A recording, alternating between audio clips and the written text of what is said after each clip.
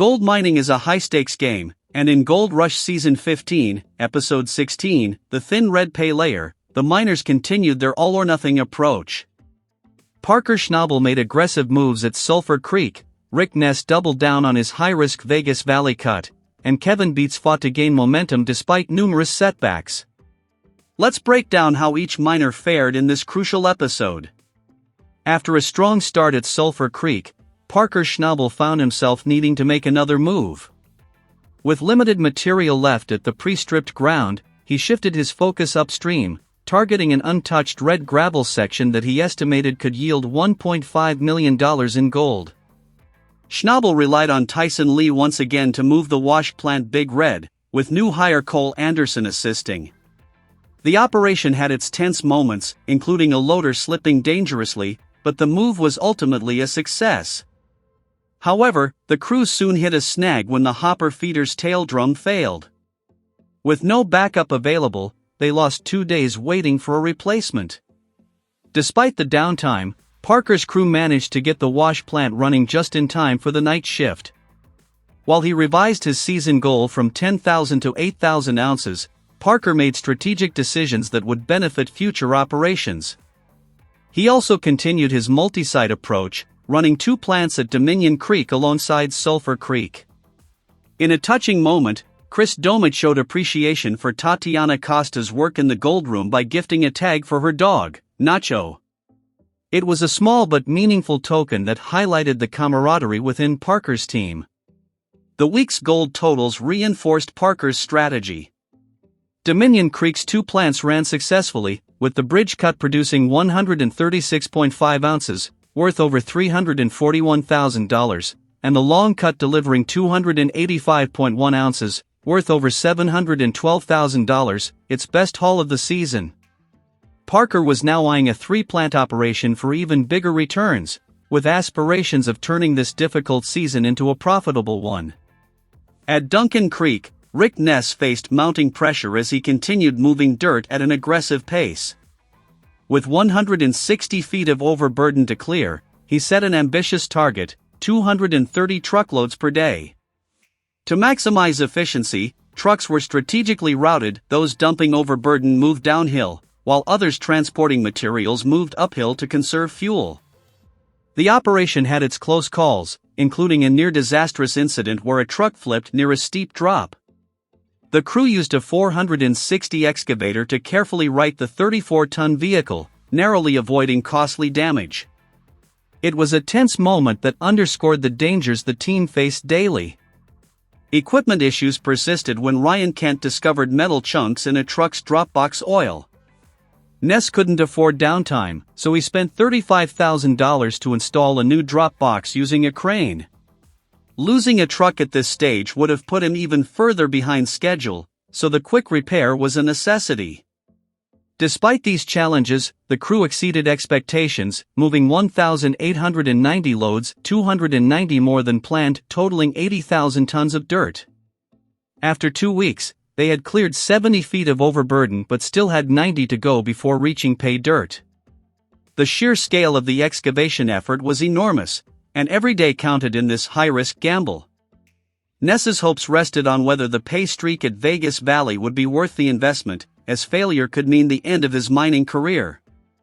Kevin Beets, determined to reach his 1,000-ounce goal, introduced a night shift to keep his wash plant running around the clock.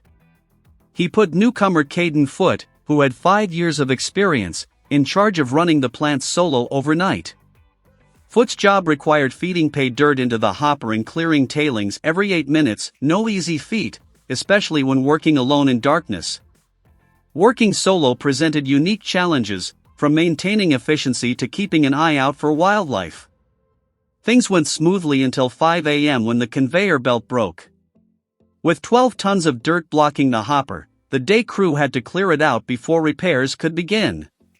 It took 16 hours, but the plant was back in action, though not without significant downtime.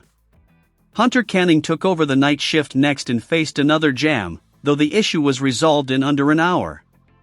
These repeated mechanical failures continue to highlight the importance of equipment maintenance and quick problem solving in gold mining.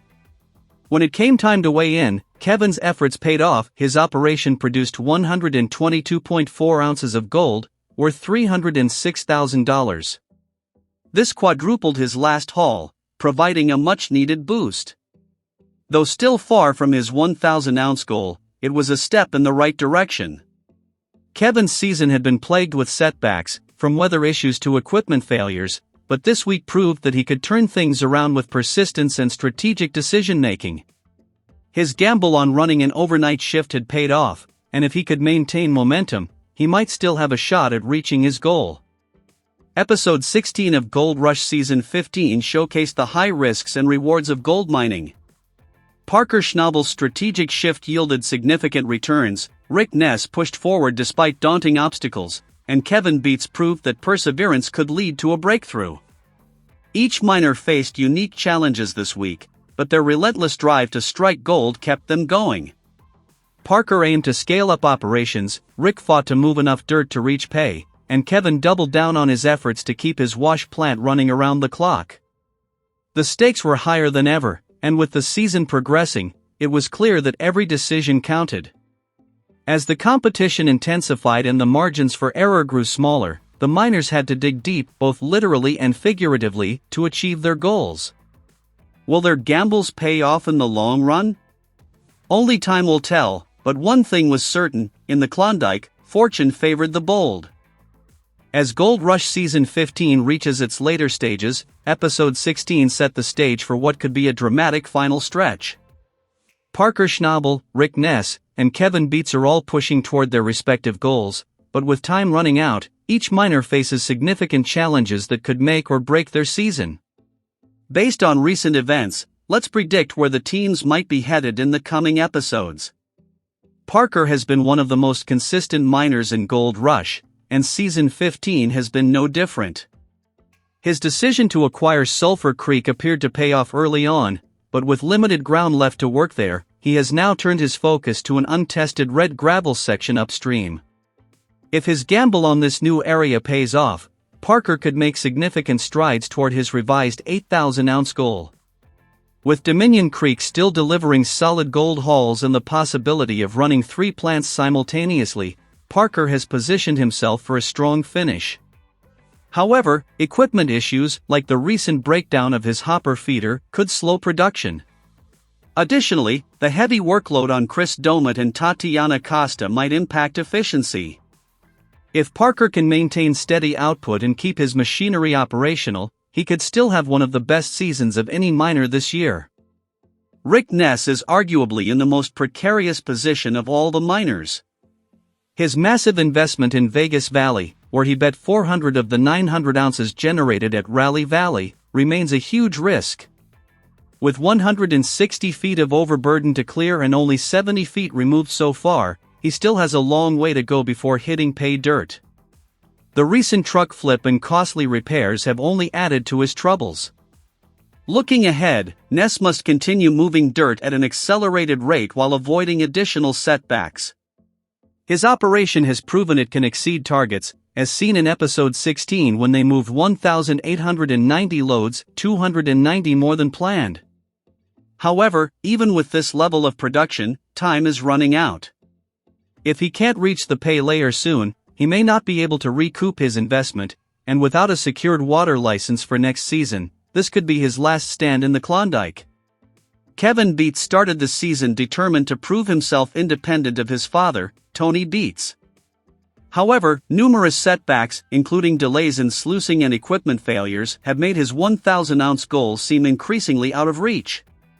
His recent decision to implement a night shift was a step in the right direction, as it helped quadruple his latest gold haul to 122.4 ounces.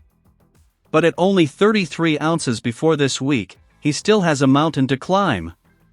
The success of his night shift experiment suggests that expanding around-the-clock operations might be his best shot at reaching his goal.